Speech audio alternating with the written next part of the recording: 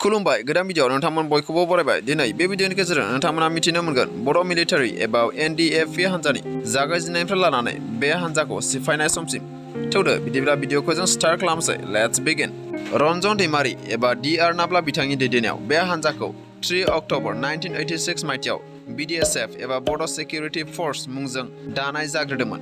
बे हान्जाया जोनोम जादोंमोन उदालगुरि जिल्लानि सिङाव थानाय खासिबारि मुंनि गामिनिफ्राय। उनावनो 25 डिसेम्बर 1994 मायथाइयाव बे हान्जाया मुंखौ सोलायनानै NDFB एबा national Democratic front of Bodoland मुंजों मोनथिजायो। बे आफादनि गायसनगिरिया बिथां DR नाब्लायानो आरो प्रेसिडेन्ट बिबानाव बि सावरायग्रा भाइस प्रेसिडेन्ट G.बidai आरो जेनेरेल सेक्रेटारि बिबानाव BR फेरेंगा। बे आफादनि गुबै थांखिफोरानो जादों नाम्बार 1 बुहुम बिखायाव उदां बड'लेण्ड सोरजिनाय, नाम्बार 2 बर' हारिखौ गुबुनारिफोरनि नासयनाय, सोबख'नाय आरो गादबनायनिफ्राय उदां खालामनाय, नाम्बार 3 भारतबर्षआव डेम'क्रेटिक हादराव बर' हारिखौबो बयजोंबो लोगोसे उदां समानथाय मोनथाय आरो गोजोन रायजो गायसननाय, नाम्बार 4 बर' हारिनि राव हारिमु आरो धोरोमखौ फोथांना लाखिनाय। NDFB आफादा बर' हारिनि थाखाय गोबां गोख्रों खामानि मावबोदोंमोन। बर' हारिखौ गुबुनारिफोरनि नासयनाय आरो सोबख'नायनिफ्राय उदां खालामनो गाव मोनथायखौ गासैबो सुबुंनो होनो थाखाय बे आफादा दाजादोंमोन।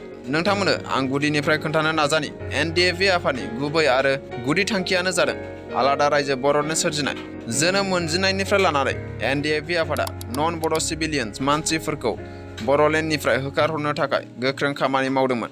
बिदिनो 12 डिसेम्बर 1994 मायथाइयाव NDFB आफादा गिबि खेबनि थाखाय क'क्राझार डिस्ट्रिक्टनि सिङाव थानाय 7थि आसाम पुलिस बेटेलियन हेडक्वार्टार्सखौ आटाक खालामदोंमोन आरो बेयाव 160 SLR मीन्स सेल्फ लडिं रिफल्स आरो 5 LMG एबा लाइट मेसिन गान्स बेफोर अस्त्रफोरखौ लुथिना लांदोंमोन। बड'लेण्ड जांख्रिखांनाया मेनलि मोननै बर' आफादफोरजों दैदेनजादोंमोन। बेफोर जाबाय आबसु आरो BPSC मीन्स बड' पिपल्स एक्शन कमिटि। गोबां नाजानायनि उनाव गोबां जोहोलावजोफोरनि थैथां नाजानायनि उनाव 20 फेब्रुवारि 1993 मायथाइयाव BAC एबा बड'लेण्ड अट'नमास काउन्सिल मुंजों बर'नि गिबि गोरोबथा जायो। बे गोरोबथाया BdSF जों लोगोसे आबसु, BPSC आरो आसाम स्टेट गभर्नमेन्टनि गेजेराव जादोंमोन। BAC गोरोबथाखौ दैदेनदोंमोन SK बैसुमुतियारि बिथाङा। माखासे बोसोर उनावनो बर' बिग्रायारिफोरा आरोबाव फिन बिग्रायफिनबावदोंमोन मानोना आसाम सरकारा बे काउन्सिलाव 2750 गामि सोना होगोन होननाय बाथ्राखौ मावफुङाखैमोन, जायनि जाउनाव BdSF आफादखौ सोलायनानै 25 नभेम्बर 1994 मायथाइयाव NDFB मुं होनाय जायो आरो NDFB बिथांमोना बे एकर्डनि हेंथा बुंनो हमो। 1996 नि आसाम लेजिस्लेटिभ एसेम्ब्लिनि इलेक्शननि समाव NDFB फोरा 100सेनि बारा सान्थाल, मुन्डा आदिबासिफोरखौ सिथारनाय जादोंमोन, जायफोरा ब्रिटिश रायजो खुंनाय समाव साहा बागानाव खामानि मावनो थाखाय ब्रिटिश सरकारजों आसामाव लाबोना दोनफैजादोंमोन। बे जाहोनावनो आदिबासिफोरा आदिबासि कब्रा फर्स मुंनि मोनसे आफादबो दादोंमोन। 1990 मायथाइनि गेजेर समसोआव बर' हारियाव गावजों गाव गोबां नारा-नाथा गुलाय गुजाय जादोंमोन मानोना बै समाव BLTF एबा बड' लिबारेशन टाइगार फर्स आफाद जोनोम मोनदोंमोन। बे आफादाबो जोबोर गोख्रोंमोन। बिसोर NDFB जोहोलावफोरखौ गोबांखौनो आलाय-सिलाय सिथारदोंमोन। बेबो बर'जों बर'नो। बै समाव NDFB फोरा जोबोरैनो आलाय-सिलाय जादोंमन। BLTF फोरा बेंगलि टाइगार फर्स हानजाजों लोगो जादोंमोन जाहाथे बेंगलिफोरखौ NDFB फोरनि आखाइनिफ्राय रैखा खालामनो हायो। बेल' नङा, इन्डियान सिकिउरिटि फर्स आफादखौबो BLTFआ NDFB नि हेंथा मदद खालामदोंमन। बेबादिनो गोबां दावराव-दावसि बुलाय-सोलाय जाबाय थायो। बेबो हारिजों हारि। जायगा जायगा NDFB लोगोसे सिभिलियन मानसिफोरखौ हमना हाथारनाय, बुथारनाय बेफोर गासैबो BLTF नि खामानि। जोबथारनायाव 10 फेब्रुवारि 2003 मायथाइयाव BLTF आफादा एबा हान्जाया बिथां हाग्रामा महिलारिनि दैदेननायाव आसाम सरकार आरो भारत सरकारजों सावरायलायना BTC एकर्ड खालामनाय जायो। बे एकर्डआ बिथां हाग्रामा महिलारिनि दैदेननायाव लगभग 17 to 18 बोसोरसो लास्टिं होदोंमोन। बेनि गेजेरावनो ex-BLTF फोरा सिजफायर लाना थानाय जायो। NDFB आफादा बे एकर्डआवबो गोजोनाखैमोन मानोना बिथांमोननि मिजिंआनो आलादा रायजो बड'लेण्ड सोरजिनाय। बे गोलाव सोमावसारनायाव NDFB फोरा पुलिसफोरजों गोबां हमजादोंमोन, जेल साजा होजादोंमोन, गोबाङानो पुलिसनि आखायाव जिउ खोमानांदोंमोन, हाग्रा खारबाबायनांदोंमोन। NDFB फोरा आसाम भुटान बर्डाराव 12 केम्पसफोर दंमोन, जायफोरा 2003 आरो 2004 मायथाइसोआव भुटानिसफोरजों फोजोबस्रांजादोंमोन मानोना बिसोर थानाय बाहागोआ भुटान हादराव गोग्लैयोमोन। डिसेम्बर दाननि 2003 मायथाइयाव आसामनि चिफ मिनिस्टार तरुण गगैआ रन्जन दैमारिखौ माबा मोनसे खालामसिगोन होनना बुंदोंमोन, नाथाय बे अफारखौ रन्जन बिथाङा रिजेक्ट खालामदोंमोन मानोना बिथांनि मिजिंआ मोनसेल', बेनो जादों आलादा रायजो बड'लेण्ड। अक्ट'बर 8, 2004 मायथाइयाव आसाम सरकारा NDFB नि हेंथा गोलाव 6 दान एबा 6 मान्थ गोब्राब अपारेशन फोसावना होदोंमोन। बे गोलाव समाव NDFB जोहोलाव जोहोलावजोफोरा जोबोरैनो खस्थ' सहायनांदोंमोन।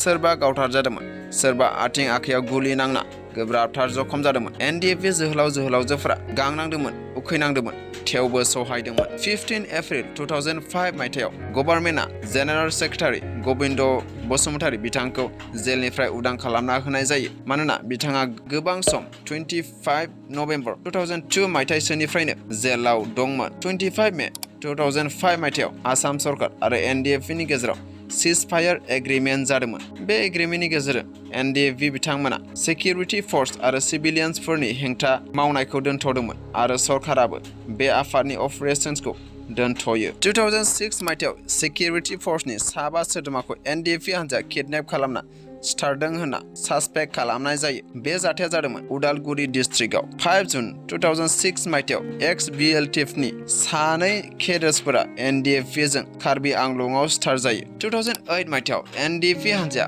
मोननै हान्जायाव गावस्रायो, NDVP आरो NDFBR। NDVP हान्जाया दैदेनजायो बि सुंथाग्रा एबा गबिन्द बसुमतारी बिथांजों आरो NDVR हान्जाया बिथां रन्जन एबा DR नाब्ला बिथांजों। नाथाय 30 एप्रिल 2010 मायथाइयाव बिथां DR नाब्लाया एरेस्ट खालामजायो। 2012 मायथाइयाव NDVR हान्जानि चिफ आर्मी IK संबिजितनि दैदेननायाव गावस्राना NDVS ग्रुप जोनोम जाबावो। संबिजितजों दैदेनजानाय हान्जाया जोबोरैनो एक्टिभ आरो खरामोन। NDFB बिथांमोना जोबोरैनो बर' हारिखौ रैखाथि होबोदोंमोन। आसाम भुटान सिमायाव थानाय आदिबासि गोबांखौनो होखारहरना बर'खौ रैखाथि होदोंमोन। बर'खौ सोबख'जानाय नासयजानायनिफ्राय रैखा होबोदोंमोन। NDFB हान्जानि सोमावसारनाया जोबोरैनो गोलाव, जायखौ जों बुंजोबनो हाया। NDFB हान्जानि जलदब जाब्रां मुंनि जोबोर गिख्रंथाव जोहोलावफोर, जाय बिथांमोननि समाव सरकारनि सिकिउरिटि फर्सआबो गिना हाबसोना थानाङोमोन होनना मोनथिनाय जायो। नाथाय बिथांमोना गुबुननि आखायाव नङा, नाथाय गावजों गावनि आखायावनो थैनो गोनां जादोंमोन। बेबादिनो बर'नि जारिमिना गोदोनिफ्राय दिनैसिमबो खौसेथि गैया। नाथाय मानो? बेबादिनो गोलाव सम 34-35 बोसोर नांनायनि उनाव भारत सरकार आसाम सरकारजों सावरायज्लायना NDFB आबसु UBPO हान्जाजों 27 जानुवारि 2020 मायथाइयाव आरोबाव फिन थामथि बर' गोरोबथा जायो, जायखौ पिस एकर्ड मुंजों मोनथिजायो।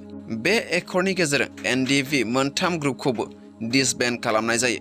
थामहिनबा बड' एकर्डनि गेजेरजों बे एकर्डनि गेजेरजोंनो NDFB हान्जाखौ फोजोबनाय जायो। बिटिआर गोरोबथाखौ सालायो चिफ प्रमद बर' आरो डिपुटि चिफ गबिन्द बसुमतारी बिथांमोननि दैदेननायाव। नाथाय दुखुनांथावसिन बाथ्राया बेसो कि पिस एकर्ड जादोंब्लाबो एबा बिटिआर एकर्ड जादोंब्लाबो रन्जन दैमारिजों लोगोसे गोबां NDFB नि सोद्रोमाफोरा दिनैसिमबो जेल जानांगासिनो दं।